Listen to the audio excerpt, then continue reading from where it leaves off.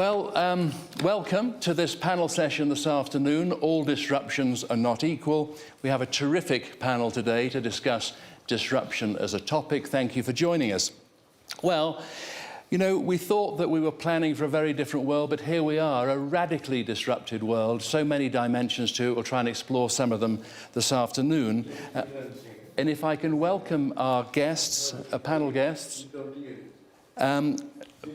Pierre, Gramegna, the Managing Director of the European Stability Mechanism, Lynn Martin, the President of the New York Stock Exchange, Matthew Prince, the co-founder and CEO of Cloudflare, Sir Martin Sorrell, of course, founder and executive chairman of S4 Capital, a digital advertising and marketing services company, previous, of course, long-term CEO of WPP, and Christian Ulbrich, CEO of JLL, a global commercial real estate and advisory services company. Together they see how disruption is playing out over multiple industries and multiple geographies, how that is playing out in capital markets, how it's playing out in capital policy frameworks, and of course the ways in which it's shaping us all. So, just a couple of words before we start the panel. For decades, disruption was seen as episodic, a storm that arrived, damage that was caused, repairs that was done, it eventually passed. But over the past several years, of course, what we've seen is that that reality has changed, and certainly since the pandemic, we seem to be in constant disruption. At Alex Partners, the firm I chair, we started studying this about 8 years ago, and what we found, of course, is that policymakers and central banks have got good at managing economic cycles, and it's the cycles of disruption that are now causing us so many challenges day in, day out. The reality has changed. Disruption is now systematic, it's persistent, and it's accelerating. It cuts across every industry, it cuts across every geography. It really dictates how the global economy is operating. This isn't a temporary deviation. It's now the new operating model, it seems, of the world. And of course, as leaders of businesses and organizations, we have to bring a different mindset, a mindset that accepts that disruption is the new normal. And not just weathering these disruptions, but seeing the disruptions as a strategic opportunity and how organizations can thrive within that disruption, within that volatility, rather than retreat from it. Across thousands of leaders, the message is clear. The velocity is getting faster and faster. The external forces shaping our world, the geopolitical tensions, AI, of course, a massive issue, climate instability, demographic realignment, these things are not cyclical. They're deep, they're interconnected, and they're leading to lasting shifts in the architecture of the global economy. And so, as context for this discussion, the greatest risk, it seems, is not in making the wrong decision. The greatest risk, it seems, is making a decision based on a view of the world that just no longer exists. Disruption has become an organizing principle for all of us, but also an opportunity to be pursued rather than just a threat to be mitigated. And so for all of us building our organizations, for-profits, non-profits, how do we build our organizations that thrive across multiple futures, not just one future? So in this panel, we're going to get under the surface of this, explore how the panelists see this, and maybe, Lynn, I could start with you, if that's okay. You know, I think you're the 68th president of the New York Stock Exchange, the largest stock exchange in the world, I think currently with $44 trillion of assets under management. You know, you get such a wonderful view from the bridge over all of these businesses. Now, of course, we've had a 17% growth in the S&P in 2025, and nobody would have foreseen that. But people are worried about an AI bubble, aren't they? They're worried that these 7 stocks that maybe represent almost half of that growth have unsustainable valuations. Can this continue? How do you think about that? Well, I would take a few steps back in that question, in that you've seen a broadening out of the companies that are having an accelerated growth trajectory, that are really driven off of their adoption of AI. If I look at the Dow, for example, the best performing stock in the Dow last year was Caterpillar. Right. So it wasn't one of the ones that you just mentioned. Right. Yeah, I think there is an appreciation in the market that AI is an enabler of all types of businesses across all sectors. And the benefits of AI are seen in multiple industries. If you look at, for example, the energy sector, what a great sector to invest in given the power demands that are required in order to power AI. The industrial sector as well, when you think about data center development, things of that nature. So there's a variety of opportunities that are AI-driven that aren't in those names that people think of when they think of AI. So you're feeling bullish? I'm feeling very optimistic. 26 a big year for IPOs? I am very optimistic about 2026 in terms of IPOs, both on the number of IPOs as well as the size of the IPOs. And I think that's a function of the fact that really for the last 4 years, the IPO markets have been really quiet. Even last year, where we saw a resumption of IPOs, only $45 billion of capital was raised in operating company proceeds. If I look back in 2021, again, that's a tail event, but $154 billion was raised. Right. So I think this year is going to be a very, very good year for capital formation in terms of IPOs as well as M&A. And driven by earnings too, huh? Absolutely. Absolutely. The forecast for the S&P 500 is what, about 12%, 15% for this coming year? It's really going to be driven off of how the companies perform. But if you think about AI, to your point, if you think about AI, it's an enabler not just of revenue, it's an enabler of efficiency as well. And you are seeing adoption, importantly, across the enterprise. A year ago, we were talking about AI, and it felt very much still in the ether, like AI is a great topic, here are the things it could do. Now, Davos 2026, many of us are talking about, well, how have we applied AI to actually have positive outcomes? So look, Martin, let's swing to you, because I mean, you've been around the block a few times. You know, you're a veteran of the World Economic Forum. More than a few times. You've seen many crises come and go. Is, you know, the moment that we're living through, not just geopolitical, not just AI, but these multiple disruptions, is this different than any other time? It's so difficult to say, Simon. I mean, I'd say so with a bit of hindsight in 5 years' time. But no, look, I think the world has changed, if that's the fundamental answer to your question. You know, the Ted Levitt globalization, consumers consuming everything in the same way everywhere, is not gone completely, but it's under attack. And the three big geopolitical issues, US, China, Russia, Ukraine, or Russia, and Iran, are driving so much uncertainty that clients really have got to do two things. Firstly, they've got to be much more nuanced in terms of geographical development. So just very simply, US, Latin America, Middle East, and APAC, and question over China because of Taiwan, but then you've got India and Indonesia and Vietnam. So it's not just old Asia, right. You know, Japan and Australia, New Zealand, but new Asia too. Europe in the box seat, big problem. Our clients see it as a cost opportunity, not a revenue opportunity. Africa, probably too many conflicts for it really to be honest. So two big things I think clients need to think about: much more geographically nuanced approach, and then implementing AI. In your opening, you said about, you know, decision making. I think the biggest issue is making no decision at all, because that biggest threat. Yeah, because AI. Lynn mentioned about the growth of AI. What we've seen is the expansion of supply. So, for example, the hyperscalers this year are going to spend $550 billion on data, facilities and whatever. It's a 35% increase over last year. Huge CapEx. They're squashing their OpEx, by the way, in marketing. But it's the supply. This is the beginning of the railroads. You know, this is building the railroads. The question is about utilization. And what we've seen, what has been disappointing to date, and I think it's because the fundamental earnings of the S&P 500, for example, Q3 of last year was 12%, exclude the hyperscalers, it was 9%. This Q4, last Q4, 6% going in, probably going to come out at 10, 11, 12%. And the forecast, Morgan Stanley and Goldman for this year, probably around 12, maybe even more, which is huge. Weak dollar helps, but it's huge.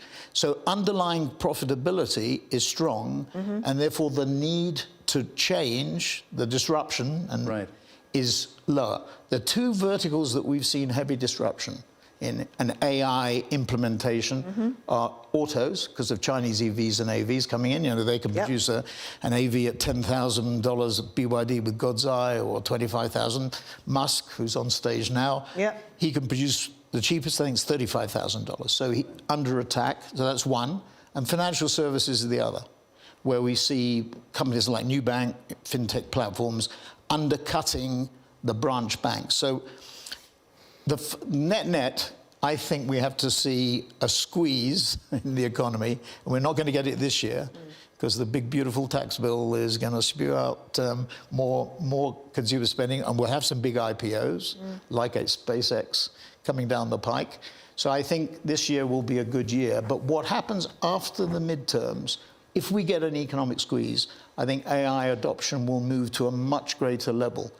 You know, Turkish don't vote for Christmas, and the willingness to change, particularly in big companies, not like yours, but which is a much more modern, new model. But when you've got traditional, you know, you see it with WBD and Paramount now. What's that? Omnicom, IPG. These are capacity-reducing mergers in worlds that are being disrupted. So let's come back to that in a minute, because there's some big issues there. Certainly from an Alex Partners perspective, what we're seeing is that there's much greater innovation than there is adoption at the moment. Adoption is way behind the innovation. We'll come and explore that in a second. Exactly. Christian, we come to you and talk about property. Obviously, from your perch at JLL, you see the global property market. But I'd like to start off with the office market. The pandemic, of course, meant that everybody was working from home. Get back to work initiatives were patchy in terms of their ability to pull people back into an old working pattern. What do you see in the office market post-pandemic? Has it settled down? Do you see it as being permanently undermined? How do you see it? Well, the office market has bifurcated very much between the best buildings, the best locations, and then those fringe locations and the buildings which aren't that great. Offices have to deserve the commute of the people who are working in those offices. And so when you have great buildings, the take-up is very high. In fact, the take-up in 2025 was only second to 2019, and 2019 was one of the best office take-up years in the world, in history. And therefore, the office market is actually much stronger. So the rhetoric which you read in the press is kind of running a little bit behind the facts, because at the same time where we see record rents all across the world for the best buildings, we also see increasing vacancy. But the vacancy is for those fringe buildings, for those buildings which aren't kind of up to the standard of the tenants, what they expect. So top end's doing well. Top end is doing extremely well. B and C grade space is going to have to be repurposed or rebuilt, or what to some degree, yes. Let's talk about data centers, because obviously the AI narrative is dependent on this extraordinary growth in data centers. Maybe we can come on to this as well in a moment. But I mean, how do you see the demand for data centers, the ability to supply the data center demand? Well, as we all read in the papers and we hear at Davos here, data center demand is off the chart. And it's the demand for data center capability. There's massive capital available. But when you look about what you need for a data center, you need land, you need power, and you need water. Right. And so then you can figure out what the constraints are. You get out of towns in fringe areas. You may have the land, but you don't have the power. You may have the water. And so we have a real constraint for the right locations for data center. And in some countries, especially in the US, one of the biggest constraints is power. We're lacking access to power. But so this will continue to evolve. It's a moving target. Our own researchers are expecting that we will double the amount of gigawatts which will actually be active in data centers over the next 4 years. So that, but again, you know, the more power we find, the quicker we can build up the necessary grid, the faster we will see data centers coming up. But they will also move now into other locations where it's easier to deal with those three elements I just described. That's great. Well, let's stay on the theme of data. Matthew obviously founded the greatest cyber attack defense operations. Congratulations to your company. But what's on many people's minds I speak to is AI going to be a force multiplier for cyber threat? You know, obviously, it turns out in all of the surveys that I read that cyber attack is #1 on the list of CEOs' worry list. but is AI going to be a force multiplier, and how should people think about it? So first of all, I think there are going to be just a number of headlines that will be very scary that we're going to read. People who've lost their life savings because a criminal called them pretending, with AI to be their daughter who's been locked up in some Mexican prison, and they try to get them out. Those are going to be horrible stories, but I think they're actually going to distract from what's really going on.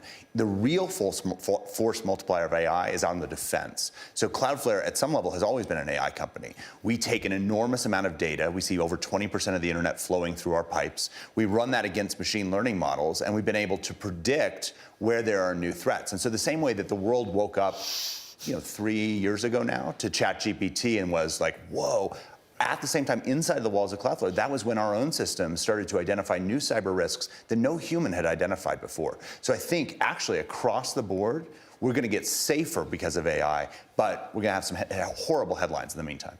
Right, and how do organisation leaders, business or non-profit, how do they stay sufficiently close to these developments to take the steps they should be taking to make sure they're protected? Well, I think that, that's one of the things that, whether it's Cloudflare, one of the hyperscalers, we have the talent to be able to bring that information together and be able to really stay in front of whatever those risks are. But I do think that if you are an executive at any organization today, thinking about how disruptive AI is going to be incredibly important. Right now, I think a lot of us are focused on, is it going to take everyone's jobs, or are we living in a James Cameron movie, some sort of Terminator scenario? To me, those are actually kind of distractions from what are the much more present threats, which are AI fundamentally is going to be a change in how people consume information, how they actually do commerce. And so I worry about things like what's going to happen to a media where all of the information that you're reading is from your AI system rather than going to the original source. Right. Advertising stops working, subscriptions stop working, and I'm not sure how we fund journalism in that world. Even more scary, potentially, what happens to small businesses? If every time that I am buying something, I'm asking my AI agent to go out and do it on my behalf, think about how many of the relationships that you have with small businesses are because of some emotional connection to that underlying merchant. I'm not sure that your AI agent is going to have that same emotional connection. I think that's going to be a massive disruption to small businesses generally. So you raised that point that Bill Browder's did, and I think it's a really interesting point, and that everybody's absorbed on. In the agent-to-agent world, what you have to do is flood the system with information. So we had a conversation with actually the CEO of Samsung in Seoul a few months ago, where Samsung is developing content at huge scale. Yep. Because all these machines crawl, better than we do, crawling. So the more information is out there. That's right. So storytelling at huge scale, at massive scale, is going to be coming. And that's going to be one of the things that the largest companies might have the resources to do. A company like Samsung, but your local grocer or the person who you've again built as a small business. I think one of the most important things we're thinking about and partnering with companies like MasterCard and Visa and Shopify and others is how do we create the tools so that business continue to exist. In the United States, 70% of employment is through small businesses, and I worry that they are deeply at risk of disruption. Can I come back on that as well? So what's really interesting in relation to what you just said is people don't realize that 70% of Alphabet's 300 billion now of advertising revenues, 70% of Meta's 200 billion, 70% of, well, probably more of Amazon's 70 billion, and TikTok's 40 billion out of China comes from small and medium-sized business. Yep. So I think it's a really interesting point. What you will see is the platforms start to develop end-to-end models, content creation, media planning and buying, which are aimed at trying to deal with exactly what you're talking about. And you're right, they're the engine of the economy. Yeah, I don't think the world ends, but I do think we're going to have to adapt. And so if you're not paying attention to the fact that almost every business model from almost every company is going to change based on this new world of agentic commerce, based on this new world of AI, that you're in many cases going to get disintermediated from your customer, that's where I think the real chance and risk is. There are going to be big winners, but there are also going to be huge losers as well. Great. Well, I'd like to come back to the disintermediation in the advertising and marketing agency business in a minute. But, Pierre, if I could turn to you. Yes. And obviously you lead the European Stability Mechanism, the lender of last resort in Europe. there's a narrative, isn't there, that Europe has lost its momentum, that it's got no growth, that it's lost its mojo, and not just coming from one place, but there's a US narrative that is gathering pace. As you think about that, number one, do you think it's true? Number two, if there is some truth in it, what are the one or two things, three things that political leaders, business leaders can do in Europe to get back onto the front foot? So thanks for having me, and I enjoyed the first part of discussion here about disruption, which is economic disruption that you're talking about. I will keep my remarks on geopolitical disruption afterwards. Hopefully we have time. Yes, please. So in that sense, I'm the odd man out, so I'm not jumping into that. I want to answer your question. Now, I can say that the glass is half full or half empty. Half full, because we had 1.4% growth last year. We will have something around 1.4. I know it's not spectacular, but with all the things happening, and Europe being the old continent is a good result. 2% inflation, unemployment at lowest level. You could say I'm over-optimistic. Let me give you another number that you probably know. There's 40 trillion savings in Europe, which is more or less the capitalization of the New York Stock Exchange. So it seems European savings could buy the whole New York Stock Exchange. Just to mention that Europe is a powerhouse, but is not taking enough risks. We do not invest a lot. In fact, a quarter of these savings stay on savings accounts or on just accounts with very low yield. So that's our own fault. So what can we do? And I think there's three things, so I'll be very, very short here. One thing we must not forget is you have to do the structural reforms that you have to do. And that's national responsibility. It's no use to blame Europe. Europe is not functioning because countries are not doing their homework. Now, those countries that the European Stability Mechanism supported in the last decade have had to do reforms, because that was the condition upon which they could get support. Now, countries like Greece, Spain, Portugal, I mean, the Economist has mentioned them as some of the top 10 economies. They're not the largest ones, but still, it shows that reforms bear fruit. Second thing is Europe has to deliver on the Savings and Investment Union. The Letta report, the Draghi report, they say, well, we do not use our savings well enough. We don't have enough opportunities at home. We do not take enough risks. And we have too many barriers inside the single market and in Europe. Now, single market is a success, was a success, but it was enacted 30 years ago. So in 30 years, it's a generation. The economies have changed. So all the things we're discussing about here is new economy. Mm-hmm. So we have barriers in the new economy, not in industry and all. So we have to do that. And last but not least, and I'll stop here if we have time to come back to geopolitics. Geopolitics is changing everything. When I took up this job 3 years ago as the managing director of the European Stability Mechanism, there was just before, just Ukraine war had just started. Geopolitics started to become really the common worry, but we were still in the old world. Is inflation a little bit too high? Is this or that in the economy? This was millimeters.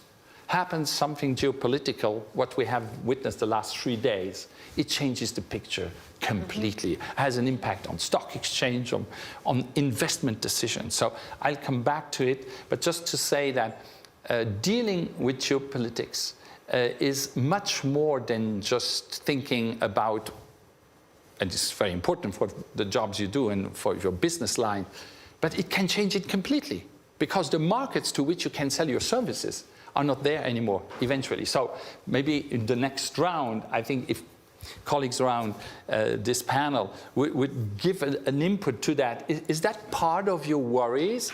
Obviously, what I hear is, what is the potential growth here and there? And you assume that the customer base that you have is going to be larger and larger and larger because your products are good. But if geopolitics makes it that you cannot sell your goods or your services to half of the world. You better say that the Chinese, since April the 1st, have totally shifted the pattern of their exports. True. US exports have gone down from 14, 15% to 11%. That's a good example. And they followed the BYD Huawei thing. I get denied in America, I go to Latin America, I go to Africa, I go to APAC, I go to Middle East, And the big battleground is going to be Europe. Yeah, true. And Europe's, when you have Greenland and things like that, Europe has to decide is which way it's going to go, or am I going to go both ways? Am I going to play both ends off against the middle and have my alliance with the US and have my alliance with China? If I may, I think we're here at the heart of a key problem of geopolitics. And it's a key problem that is being asked not only to us, but to the rest of the world also. I took the example in the former discussion here in this wonderful place of Davos, where you can speak very openly. In Japan, there's something called kintsugi. So when a plate is broken, most people would throw it away, not in Japan, and especially if it's a precious plate. So I would take Europe is precious, the construction is precious. We are the world champion of exports in percentage to the GDP. Nobody exports and imports as much as Europe. So for us, open trade is absolutely key, but it's important for all the others. So what do? Do you repair the plate, as kintsugi does, with some gold and silver? In the end, the plate looks good and doesn't break. We are exactly at that point in time, not only with the United States, with the rest of the world, all of us. Do we still go for international trade and international cooperation?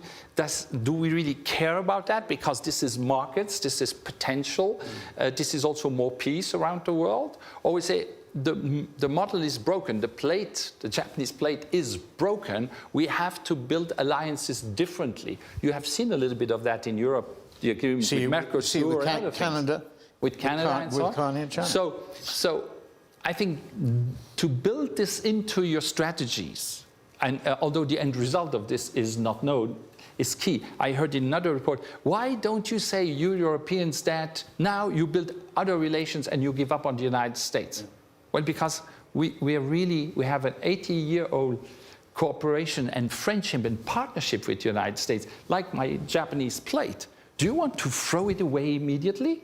I mean, you also have to think medium term and long term on this. And so this is exactly the juncture we're in. And I think Europe, until now, has had the policy to say, okay, let's see how well we can organize a relationship with the United States, not only in terms of trade and goods and services, but also in NATO. It's key. Yeah, but if good to give you the example of Saudi. Saudi's biggest trade partner is China. Who's its biggest defense partner? US. US. So it's managed to navigate without aligning, right? Very, very well. So, and I think that's the issue for us, stuck between China and the US. I agree. I mean, I think it is a G2 world, not a G1 world. and we have to get used to that. And the balance of power in the world is shifting. BRICS next 11 global south. E7 is bigger than G7. E6 without China is bigger than G7 without US, GDP-wise. So the world is shifting. And our challenge in Europe is to be more productive, to invest more, that we are precious enough and, yes, worthy enough that we are still considered by the United States their main partner. And in main partner, I say not only trade of goods and services, and maybe AI and technology, but I add security, rule of law, liberty, defending liberties and sovereignty. So this is a bigger picture. Maybe it doesn't speak to all of those who listen to us, but I'm sure it speaks to the panelists. So let me ask you, maybe ask everybody for a quick round, is what do you see the biggest disruption, AI and technology or geopolitics? And we've heard a lot this week about both, haven't we? What do you think is the biggest disruption of the two of them you had to choose? Well, definitely it is AI, because of all the geopolitics which are going on, a lot from a business perspective is just noise, but it doesn't fundamentally change our business operations. And most global companies are doing extremely well still, despite all those geopolitics. But when you look at AI, if you get that wrong, I mean, talking about JLL, an organization with 115,000 employees and another 200,000 contractors who only work for us, this is a massive opportunity if we get it right. But if we get it wrong, it is a massive threat. And so I think that is much more important for us in our daily doing than the geopolitics. Geopolitics can become easily a distraction. And so the challenge for leaders is that you kind of look through that noise, what is really changing your world and what is just noise. Right. Do everybody agree? Well, I was asked this question last night. I actually think the two topics are interrelated. Right. I don't actually believe that you can say AI or geopolitics, because I believe that AI may be used as part of geopolitics, and geopolitics will potentially. I think that's exactly right, because supply chain, for example, it might be triggered by China or whatever, but then you have to use technology to improve the supply chain. Correct. And of course, it turned out the pandemic was a dry run, didn't it? Because, you know, all of it overnight. Oh, absolutely. Yeah. You think Overnight, about the people- pandemic completely disrupted supply chains, right? That was our test case. Right. And so overnight, people went from thinking just in time to just in case. Right. And so if they couldn't get their global supply chains to work, then where could they get supply from? And Right. so, you know, regional supply chains, local supply chains. And I think we've all learned from that. Right. And we've got better at doing it. Just one thing on the AI. You were saying about AI adoption. Consumers have adopted AI faster than companies in our experience. And I almost think that we're at the very beginning of the impact of AI. I mean, we're building out all this capacity, the $550 billion that's being spent this year, which is 35% more than last year. But real adoption has not happened yet. And so we really haven't started to see. I mean, the interesting thing is the US productivity figures are incredible. Yep. In Q3, Q4, Howard Lutnick at the lunch today talking about, even gave a forecast for Q1 of over 5% was his bet for Q1 of this year. So when you think about that, I mean, that's going to have a huge positive impact. But I think the reason for that is the consumer has a different consideration around his or her data than the enterprise has around his or her data. And you can't talk about the adoption and implementation of AI without having a data conversation. The first-party data fully integrated. Absolutely. Yeah. And that's where what Matthew does is so incredibly important, because you need to protect that data. That's a company's IP. That's right. Is its data. And I think that's a lot of what we're thinking about is how do we actually build those guardrails to enable companies to get as much out of AI as they can. But if we're already seeing the productivity gains in the US with relatively limited adoption, that's where there's an enormous amount. And that's going to play into the geopolitics as well. And so I think the challenge for Europe is how does Europe get back on the innovation train? How do they get back to creating things that the world has to buy? And I think for so long, Europe has seen the solution to the problem as playing the geopolitics game, as opposed to playing the disruptive innovation game. A nod to my old Professor Clay Christensen, who coined the term. Like, that's what we need is we actually need disruptive innovation, where we're creating new things out of change. And that's, I think, again, where where AI is going to deliver that, and where there's a huge opportunity if Europe can reignite that. And China has a separate system. It has a separate system, but boy, I hang out in Silicon Valley. I go to Beijing. The only place that feels like they're moving faster than Silicon Valley is Beijing. And now Silicon Valley is adopting some of the 996 principles. Working 6 days a week from 9 to 9 every day. You feel that when you're in San Francisco now. That's coming back from Beijing.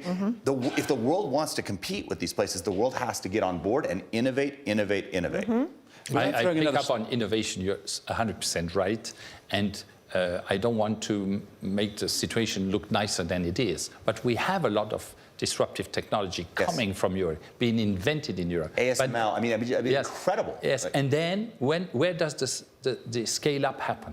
This is one of our problems, not the only one. So our capital market is not deep enough. I mean, we as a European stability mechanism, we're issuing hundreds of billions of bonds, and we're market players. We understand how to market. And the depth of the American capital markets, equity markets, is huge. And so when companies want to scale up, well, they very often go to the United States for the equity market, because that's where it is. So that's just a fact. But so I want to say it's not that there is a kind of attitude that we don't want disruptive products and services, that there is no innovation. But scale up is one of the biggest issues that we have. But one of the challenges there has been the over-regulation of the markets. You're completely right. In Europe, and that's an area where this administration in the US is actually For the first time. For the first time. Obama moving fast. Didn't think about it. Trump didn't think about it. Biden didn't think about it. And you've actually, for the first time, seen Trump 2 administration Correct. say, we're going to say that we have gone overboard in regulation around the world, and it's time to let innovators innovate. Absolutely. So Lynn, back to you, but you've been the beneficiary, haven't you, at the New York Stock Exchange, of people coming to your exchange or coming to the US market, because it's considered to reward growth, it's considered to be much better access to capital. So if you had any advice to Europe as they think about reigniting growth, what would you say? I would say look at your regulation is certainly an area, and don't over-regulate for the sake of regulating. Yeah. I was at a session with Rachel Reeves this morning, the Chancellor You of the UK. need She to talked let about innovation justice. breathe. You need to let innovation It's breathe. regulation in 27, 28 markets. That's the problem, isn't it? Exactly, and there's no harmonization. And it's the depth of the capital market. Yes. Absolutely. What I'm going to do is I'm going to stop for a moment and ask if there's anybody in the audience who would like to ask a question before I ask a couple more of the panel. Any questions at all from anybody? In which case we'll keep on going. I'd like to go, Matthew, to you on digital and AI again, and then perhaps back to you, Pierre, on a question for Europe. So you had an outage, didn't you, at Cloudflare? I think it was a bug rather than a cyber attack. But as we all get increasingly dependent on our data and our access to the data, what did that teach you, and what should we learn from that? I mean, the first thing was, I think Cloudflare is this invisible thing that when it's working, you don't know it exists. And so the first thing it sort of did was caused my uncle to call me and say, wow, you're kind of a big deal. You took down a huge portion of the internet, which obviously isn't a good thing, but again, does make you appreciate that. I do think that we depend on a ton of infrastructure that's behind the scenes that people might not always have a total awareness of. And we, as one of those infrastructure providers, have an absolute duty to make sure things like that don't happen.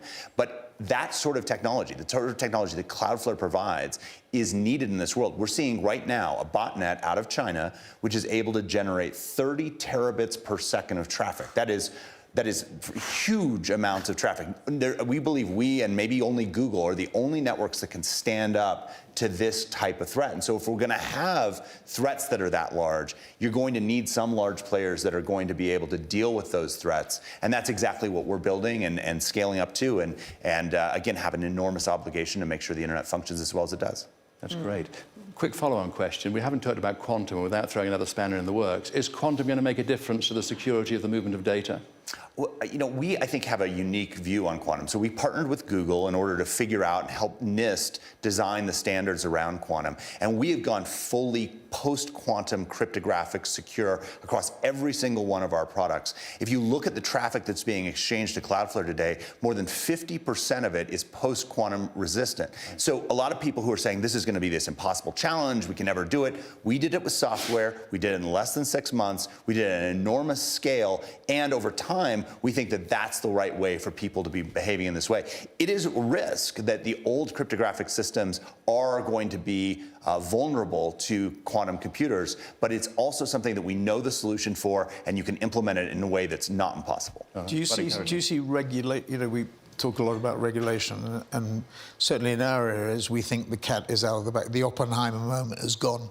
Do you agree with that, or do you see the regulators starting to? And presumably, if there's a very bad actor, the bot you referred to from China, whatever, a bad actor that does something heinous. Yeah, from a quantum perspective, I don't believe that anyone has a quantum computer today that can actually decrypt the information. But the risk is you can actually just record the information which has gone across the line, and then in the future decrypt it there. And so for certain things, for secrets that still need to be secret 10 years from now, you should be using something that is post-quantum resistant. For the rest of the market, I think we've got some time in order to get there. Cyber in general, though, I think it's a really complicated situation. We, for instance, thought that cyber attacks were going to massively increase right after Russia invaded Ukraine back in 2022. I sat on this stage and said cyber attacks against Europe are going to massively increase.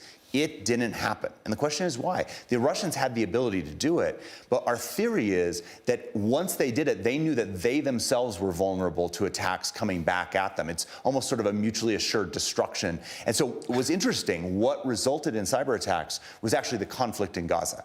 And that then became a proxy through which the Russians could route attacks, blame it on Iran and Gaza and that area. And the attacks actually escalated after the Gaza conflict, not after the Russian conflict, even even though it was Russia behind the scenes. So there's a cat and mouse game here, but I don't think we've gotten to sort of the full scale of cyber attacks that are possible, in part because I think every nation is so vulnerable, including Russia, including China, including the United States, and they know that if any of them come after each other, that they're going to get a attack back. The game's changed, hasn't it? Because I think countries now understand that big tech is important. I mean, the threat to big tech was, they were getting bigger and bigger and bigger, more monopolistic or oligopolistic, but that's gone in a way because big tech is essential to nation defense and nation offense. I was always struck by Alibaba. I remember when Jack Ma dropped the pen on Ant Financial with the regulator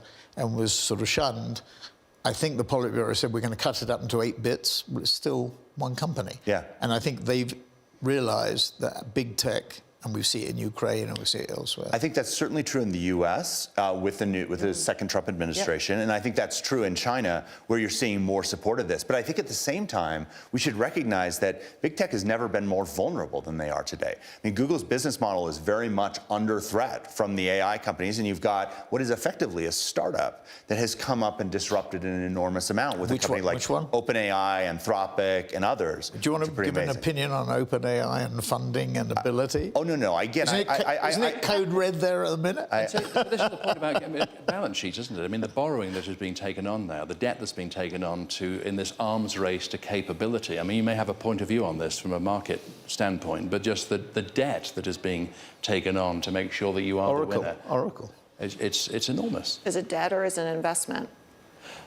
So, well, what's your view? I mean, do you think this is going to be the thing that knocks us off track in 18 months' time or whatever when we find it different? There's clearly a revenue opportunity, though, as well. When you look, you have to look at it on both sides, and companies are looking at least the public companies, are looking at it from the perspective of how do I manage CapEx and OpEx with a return? And the market keeps the public companies accountable to that. Yeah, and you made this point earlier, didn't you? People are squeezing their OpEx to put more into CapEx. Yeah, I mean, we're seeing it. I mean, one of the interesting things is that the traditional correlation between corporate profitability and advertising revenues, it was a tight one-to-one, almost one-to-one correlation. It's gone. Why is it gone? Well, partly it's because of the 300 billion or so in traditional media is on the slide, WBD and Paramount being the good, Comcast may be the next, whatever, that comes under that sort of pressure. The second thing is the hyperscalers are spending money on CapEx. The third thing is that the hyperscalers are getting closer to clients. Yeah. So we're becoming more validation than origination in a sense. And we have to build closer relationships. There are really 6 platforms, 3 Western, 3 Eastern, that account for 70-75% of digital advertising, or of global advertising. And digital advertising. So it's a huge concentration. It won't be broken for the reason we were just discussing, and therefore we have to be validating. And even Google at 300 billion out of 1.2, that's 25% of the total, 300 billion out of 900 billion digital, so 1/3 of digital. Even Google, there's 2/3 that clients have to worry about, so we have to validate one versus the other. You don't mind. So talk to me about so what does it do to the property market? What does it do to businesses like yours, best-of-class businesses that advise as brokers and intermediaries and property managers? Is this going to completely rewrite the playbook for businesses like yours? Well, the jury is still out for the time being. I think what's happening in our industry is what happens in many industries, that the best companies are actually taking more share and are striving, and there's a consolidation play going on, because the more the world is getting complicated, the more the best companies want to play with each other to decrease the complication they can decrease. Because a lot of things we can't influence, but the things we can influence, we want to work on that. And so the best want to play with the best. And so for now, I'm not concerned about that at all. But I don't know what I don't know. But for the time being, we went early on that technology journey. And so there's a relative gain. Relative within our industry, we are looking really, really good, but maybe there will be some disruption at some point from outside of the industry, but so far it's not visible. And you'll pivot and change. Simon, I may just come in talking about Europe. We are probably under-investing, that's clear, but I think we have now a very robust financial system, not only because of the European Stability Mechanism. We might have too many rules, I agree with you, but our financial system is extremely resilient. So I'm going to stop you at that point because that's a wonderful moment to stop, and we're shortly out of time. Yes, and just to say the second thing for Europe where I see potential is we have to spend much more on defense. We have underspent in defense, and we need to do much more on this. So to finish on a good note. Two big thoughts. Thank you very much indeed. We're almost out of time. It remains for me just to thank our panelists for engaging in an incredibly thought-provoking discussion. I think AI actually won the game between AI and geopolitics, but lots of opportunity and lots of adoption to lean into. Thank you very much indeed for being part of this discussion. Thanks a lot. Thank you. It's this. Thanks, Simon.